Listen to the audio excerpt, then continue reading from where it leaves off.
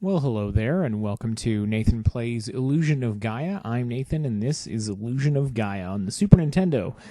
Part of a loose trilogy of games by Enix comprised of Soul Blazer, this game in the middle, and Terranigma, which never saw a North American release. It's one that sat on my shelf for a while, and I never got around to finishing it, so I thought I would take a crack and bring you all along for the ride. Trying something a little bit different with this video as opposed to the Super Metroid ones I did, wherein I will actually be editing out some of the more unnecessary parts or just repetitive stuff, just for the sake of brevity and to keep things moving, so hope you like it. Anyway, time to start off this adventure by picking our file. We'll start from the beginning, I think. I like that it says start journey rather than, open file or something. And it begins, as most good adventures do, in school. Well, actually, I can't really think of any adventures that start in school, but there you are. So that's you on the left, at the end of a school day, reminiscing about the time that you went to the Tower of Babel with your father, and the entire party met with disaster, apparently, but somehow you made it home. Now you live with your grandparents here in town. When I grow up, I'll be an explorer and see the world. Somewhere I'll meet my father. Japanese role-playing games on consoles are riddled with daddy issues wherever you go. The school bell rings, and the teacher declares that that's all for today's lesson. You four better do your best not to fall behind. Demons have appeared outside of town, apparently. Does that not strike you as an incredibly alarming thing to just throw out there at the end of a lesson? But apparently we're just gonna go with it. And your friends are like, yeah, sure, I'll see you guys later. Okay, bye. I gotta go see you, Seashore Cave. So like any good student, I spoke to the teacher a little bit on the way out, because you wanna get your name recognition out there, and then I headed for the roof, because why not? Up on the roof, there's a glowing ball that opens into a doorway. Why is that there? Yeah, schools. Don't they all have one? Like the flag and the bell and fire drills and such. Actually, let's go investigate this place, I figured. Inside, it is the dark space. And there's a kind of a frightening statue of an old woman with horns. She's Gaia, apparently, the source of all life. And only one with the dark power can see this space. I am the chosen one. With the dark power? Okay. Turns out it's a save point. And she's going to record what happened so far. Continue your journey? Yeah, sure. And we headed back out.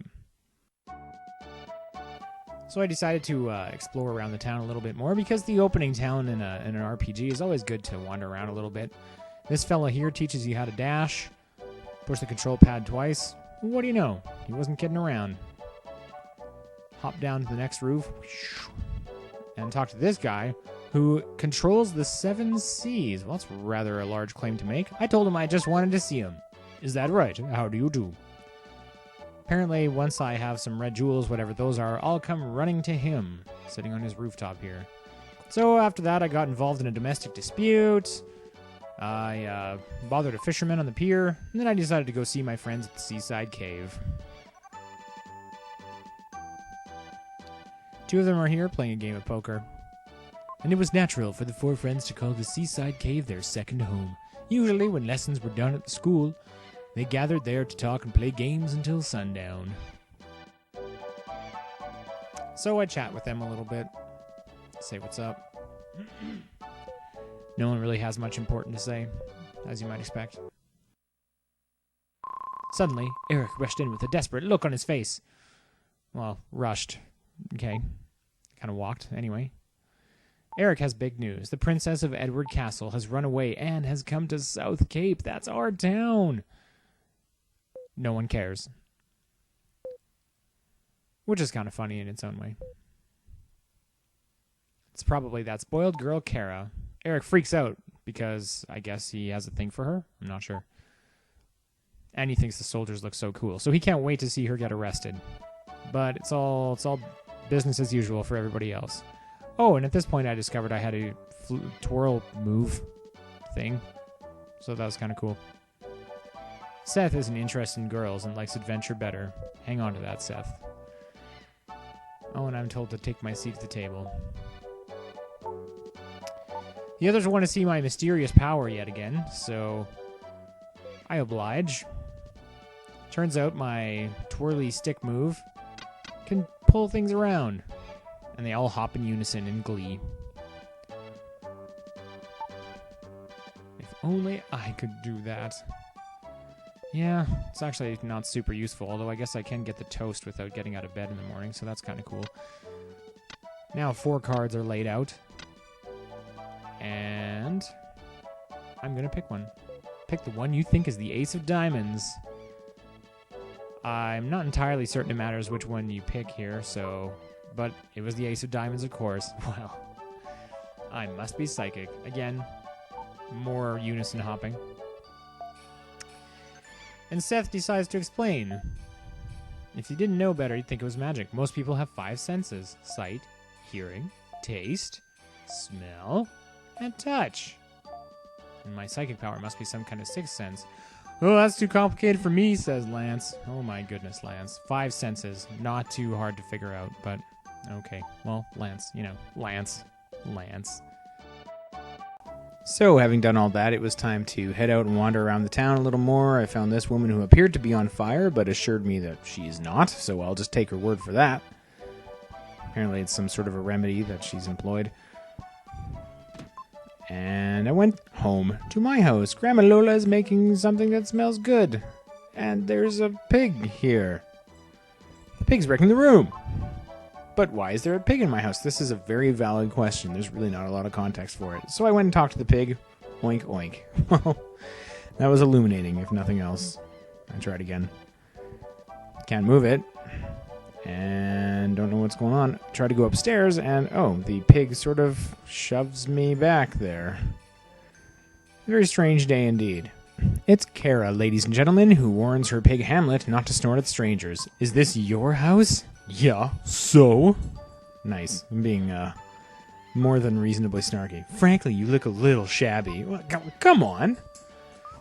I take appropriate offense. Kara starts asking extremely nosy questions about my parents, and of course this is all very alarming and off-putting to me. She says she already knows who they are, and I'm like, he'll come back someday. Well, are you sad? No? Well, do you just walk into my house with your pig and start prying about my feelings? I don't even know you. And I was getting offended, and then I realized this is every RPG that I've played. She's me. She's me, and she walks in just inquiring about random stuff and digging into people's feelings, and it was kind of an epiphany, but we don't have time for epiphanies. Apparently my grandparents are upstairs, singing like crazy, so I'm just, I'm going to go see how they're doing. I tried to move her again. And here we go. Grandma and Grandpa, ladies and gentlemen. Apparently they were having quite the sing up there. And he tells me that Grandma has a beautiful voice, and that's why they fell in love. And this all seems super relevant right now. But it'll pay off later. No worries. Apparently, Kara had been up there singing with them. Suddenly, from downstairs, no! A scream. Oh, sorry. Spoiler alert. It's that girl screaming. Oh, I should go with an older voice. It's that girl screaming. That's terrible. Oh, I'll work on that. The guards have caught up with Kara. They've been looking all over for her. She doesn't know them. What are you saying? If I don't take you home, I'll lose my head? I'm not sure why that's a question. Oh, she doesn't care if he loses his head. Princess! I must take you home. It's the king's orders. And so they drag Kara away. Hamlet, left to fend for himself. Poor guy. But he follows out of loyalty. Oh, turns out she's the princess. Well, duh. But she feels as though we've met before, as if we were good friends. Yeah, good friends totally just show up unannounced in each other's houses and nose around and ask really probing questions about our feelings. Actually, yeah, they kind of do. All right, well, you know what? Whatever. Maybe she's a good friend, maybe not. And everyone just calms down. She likes to play practical jokes. Sort of, everyone just has to sit down. It's been a big day. The princess was here in our house, and then she got arrested. And then they start talking about the prison underneath the castle that apparently Grandpa Bill designed. This is another startling revelation in a day that's been full of startling revelations.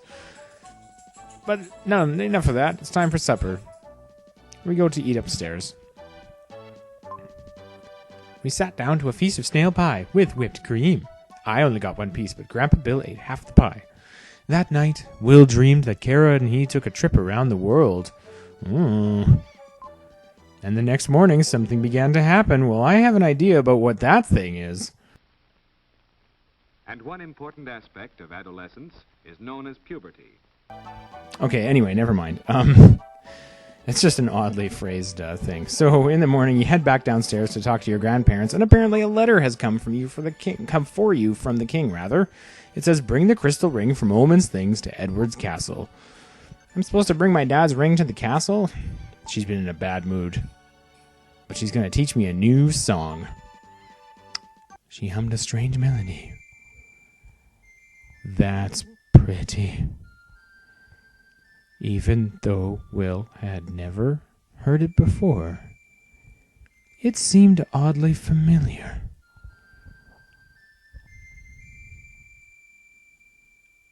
You've learned Lola's melody.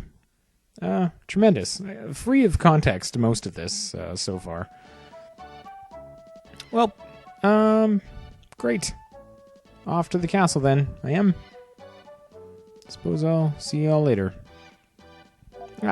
First look at the inventory screen where the only thing I have on me is this melody. It's kind of an interesting inventory screen. I tried to play it myself on my flute, but nothing happened. The purple stick that I'm carrying is a flute, by the way, so it's time to head off to the castle, I suppose. Town's pretty small and I'm more or less done with it. And we get our first glimpse of the world map. Where do you go? Well, I wanted to go to Quit, but I thought I would carry on with the adventure, so Edward's Castle it is. Ooh, Mode 7 graphics. Hooray, we made it, everybody. To Edward's Castle. Here come the guards. This is King Edward's castle. I must report this intrusion. Will shows the letter to the guard, wordlessly. A guest of the king? I'm sorry, you may pass. And then they give me free rein to wander around wherever I like, just like a real castle. If you go to England, that's exactly how it works. So I decide to go upstairs, because usually the royalty are sitting at the top, I figure, in these kinds of games. Explore around a little bit, get kind of lost. Meet these folks. I thought he was saying that to me at first, but, they're probably talking to each other. Alright, well, it was a bit awkward anyway. Head across this beautiful vista to... Oh, it's not the king and queen at all. Oh, it's the princess's room. Strangers can't enter. But Kara waves him aside and comes to greet me anyway. Hey, Kara. This is just a shabby boy. Why does everyone keep calling me shabby? Apparently she's going to tell everyone his old nickname if he doesn't let me through, though it's not entirely clear what that nickname was or might be. I tell her that I'm here to deliver the crystal ring, and she's upset that her dad is trying to take things from people again. Apparently something very strange has happened in the castle recently, and her mom hired a famous hunter, whatever that means. Suddenly it's time for Kara to go. She confides that she feels scared and she really wants to get out of here. Well, we'll come back to that. I'm going to go talk to your dad. But I think we can arrange something. First, of course, check out her room because I'm not a creep at all. And it's back downstairs to the main floor. Oh, this is the interview room. Here we are. Good thing I took that detour before. Climbed onto the podium here after a little bit of trepidation and decided maybe it's polite to talk to the queen first. I'm not really sure how that works. Oh, okay, fine. I'll talk to the king then. So the king asks about the ring, and at this point I realized I had legitimately forgotten to pick up any sort of ring from home. When I was playing the game, I was like, oh, should I grab that? I don't know. I don't want to lie to the king, so I'll say no. And he throws me in jail immediately. Thanks, guy. Furthermore, he declares that he's just going to go to my house and take it anyway. Okay, well, good meeting you. I cry out to the queen, "Ma'am, save me!" And she's like, "Did you just say ma'am?" So, first audience with royalty, not really super great. And now I'm in Edward's prison. I wonder why I have to suffer so. I wonder what will become of me now. Anyway, I have to think of a way to get out of here. And think I do. I try some things, time passes. I tried to play the song that I learned, but nothing happens. I poke at different stuff, try the door, it's locked. I check out the moss, which has a little story attached to it, and generally sort of faff about until, a soldier's whisper comes from a hole in the ceiling. It's today's ration of bread. Even moss drinks water. And he chucks some bread into the cell unceremoniously. I taste it. It's the worst thing I've ever tasted. Great. Well, after a little more time, gradually Will just sort of sadly goes to sleep. I guess not much better to do in a prison cell. This was like 4 hours of game time. No, not true. It was a few minutes. A familiar voice speaks from the flute. Will, this is your father.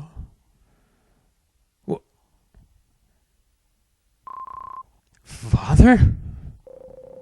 You were a cute child, but now you've grown up. Isn't Grandma Lola's pie delicious? Great timing. I'm sure you possessed my flute just to be able to tell me that. I can't tell you now, in reference to where he is. I have something to ask of you. Listen. And I'm like, no, you deserted me. So that's what I went with.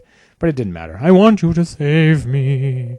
I, too, was once held in this cell. Look at the left-hand wall. And a thing drops in from seemingly nowhere. This? Have you heard anything from Grandpa Bill? Grandpa? He was an architect. Your grandpa knows the secret of that stone. Secret? Starting now, you will encounter a terrible thing. Do I have to? The question on the lips of every adventurer ever. Dad encourages me to pick up the stone, and I'll learn about the power of the crystals, the power that will be my ally, and that I have to make a pilgrimage to the ruins of the world to find the mystic statues. Dad's throwing a lot of nonsense my way. Fight some strong evil. First to the Incan ruins. That's to be my next, as soon as I get out of jail and all. Thanks, Ghost Dad. The flute's voice fades and disappears. Well, what a day. Again. Oink, oink. Ah, Hamlet, you came. Oh, Hamlet. Okay, there we are. I wonder if this is Kara's pig, because there's a ton of pigs running around, so it really could be anybody's pig. But the pig had a letter and a key. Kara sent it. She's sorry to hear that I'm in prison. She apologizes for her dad, and she too is a prisoner in silk and gold. Oh, that's got to be rough. Things are tough all over, I'm sure. But tonight she's leaving forever, and I also will be free. You have the key. Huzzah, fantastic. I have a key.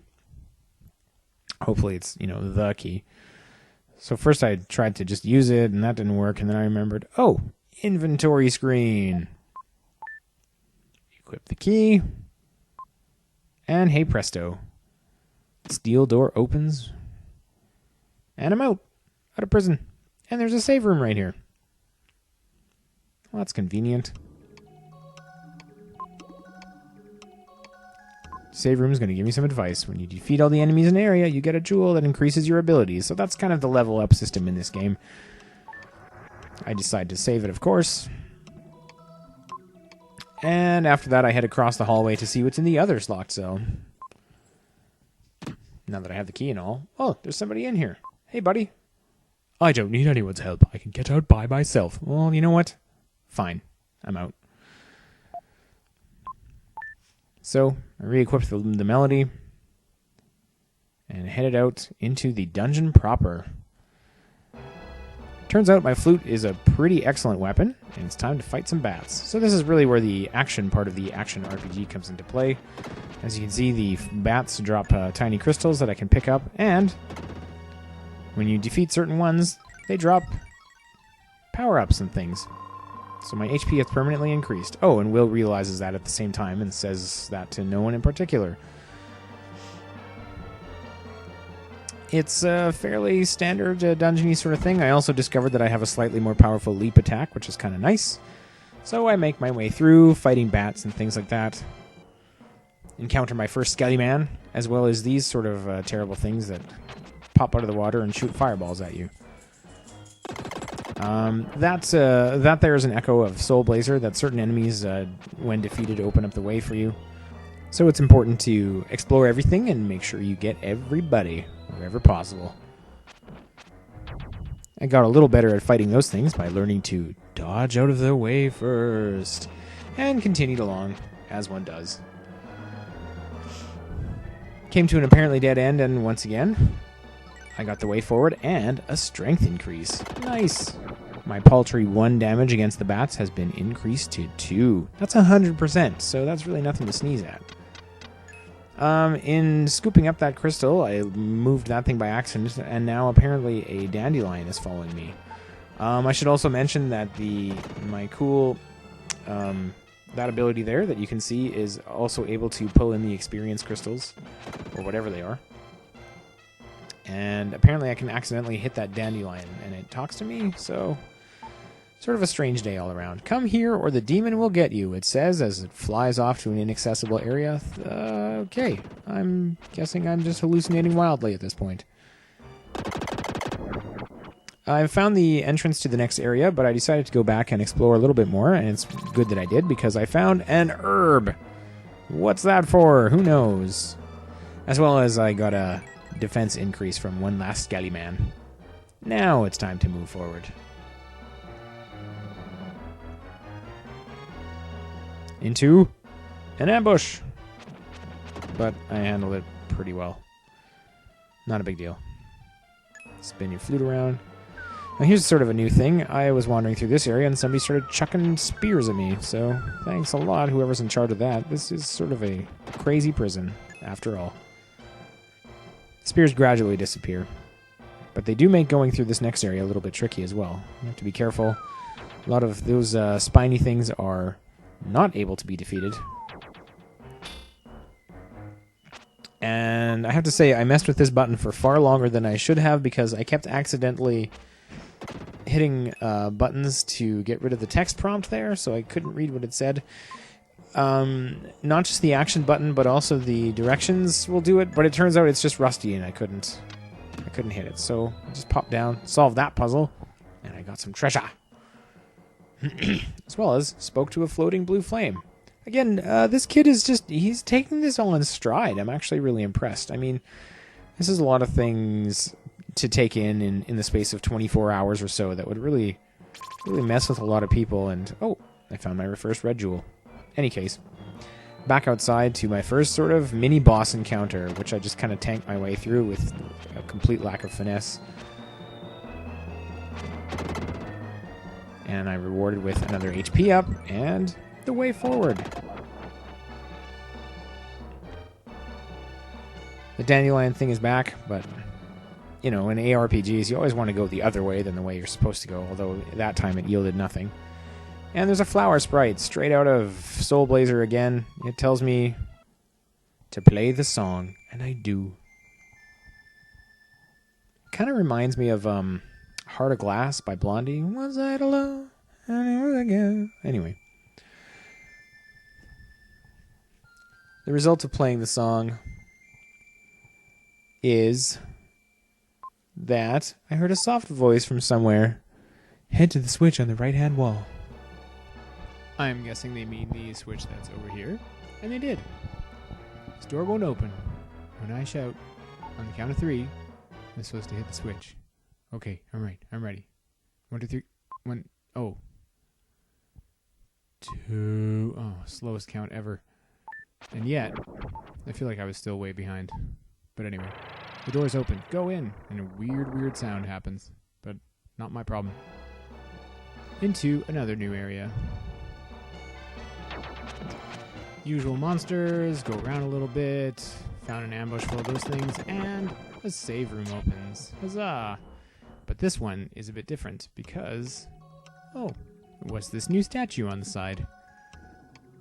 Let's have a look, shall we? Will hears a voice in his head. Well, don't we all? Will, I've been waiting for you a long time for you to come. I am Freedan. I'm eternal. Well, that's okay. Will just sort of takes a nap there. And sort of a glowy orb thing happens. My hair's blown around. And when I awaken, I am the swordsman, Freedan the Eternal.